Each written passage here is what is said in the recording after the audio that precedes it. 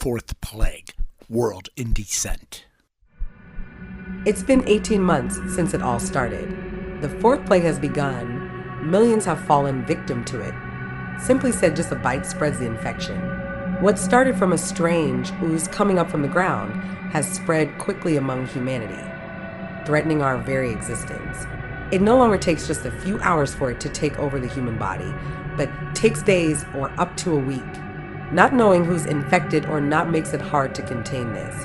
New borders have been set up, checkpoints where one was stripped down and searched for bite marks. Anyone thought to be one of these things are shot on sight. Walls have been built protecting small communities of those who are not infected. This new war has taken its toll from almost 7 billion to just mere millions left to survive in just a matter of months. There is a positive side.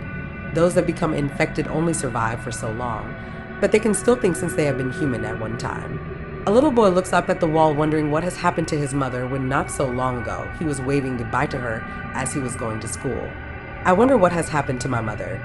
A man comes up and puts his hand on the little boy's shoulder. I'm sorry you're having to go through this. I'm sure that she's resting in peace by now. The little boy, who's only 11 years old, looks up at the man. I'm sure she is. I'm just angrier than anything. The man puts his hand on the little boy's shoulder. I know what you mean, son. Until there's a cure or a way to wipe them out, there's nothing we can do except stay behind these walls. You're not the only one to lose someone to these things. A tear dropped from his eye. Just outside the walls, several thousand of the undead surround the 3-mile fortress. Every once in a while, a few men would go on top of the wall and shoot at them as if they were sport, not realizing that these things can also use weapons. The wall may be impenetrable, but one cannot go outside of them. Someone always has to watch these creatures. They have already tried to use fire engine ladders to try to scale the wall, and use cars and trucks to penetrate the fortress. They've tried, but the outside fortress has its fire defenses. A full 90 degrees angle separates us from them. We cannot allow any of those things to come in here. None of them, just one, would infect everyone here.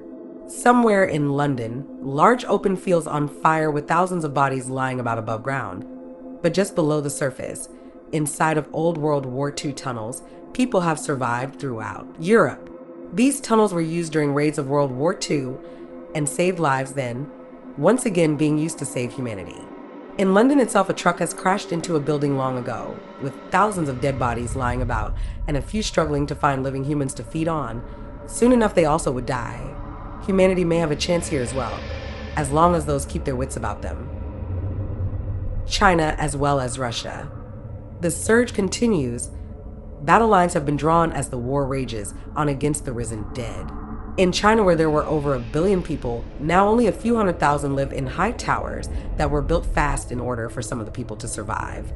Self-sustaining towers that grew their own food, but hundreds of feet below, millions walk in hunger knowing just above them lays a feast. All the undead have to do is wait, but the same could be said for those in the towers. In Russia, the Kremlin has used firebombs and other means to exterminate these creatures of the undead, with very little to no success. They still come by the millions. The military tried to send wave after wave of assaults on the creatures with no gotten gain of grounds because their own troops would become these things. Some of the Russian people have lost faith in their own government and feel that there is no hope to this war against the dead, feeling it's the end of time. In Florida, the Keys have become prominent grounds for survival. Many of the people would drive over the main Key Bridge, blowing it up behind themselves, straining the living dead on the mainland, keeping the other bridges connected. All around the United States, islands have become refuge for survival. Throughout the whole East Coast, some islands would use walkie-talkies to keep contact, others use shortwave radios. Fortunate for the living that dead can't swim thanks to rigor mortis. It keeps them from doing that, but every once in a while, a dead body would show up on shore. People would burn the bodies to keep from being infected by them. The best thing to do is to wait it out, One day humanity will prevail again. But how long will this last? Suffering enigma. 8 years in and rotting flesh covers the streets of cities. Just about everywhere the toll has risen to billions. The small town that has been holding its ground using walls have risen them well above the safety levels. A few years of doing inner construction made this possible. Still, the people inside keep a close watch on the outside world, all the while covering their faces because of the stench. Down below, a few of these staggering undead still roam the land, with little to no effort trying to intrude on the fortress. They're starting to die off. In China, a few of the towers have collapsed because of the weight of the masses being held within them. Too many bodies, along with the weather conditions, made it close to impossible for them to stand. It was said that these towers would only last for 5 years, but most of the towers are still standing with only a few hundred people in each.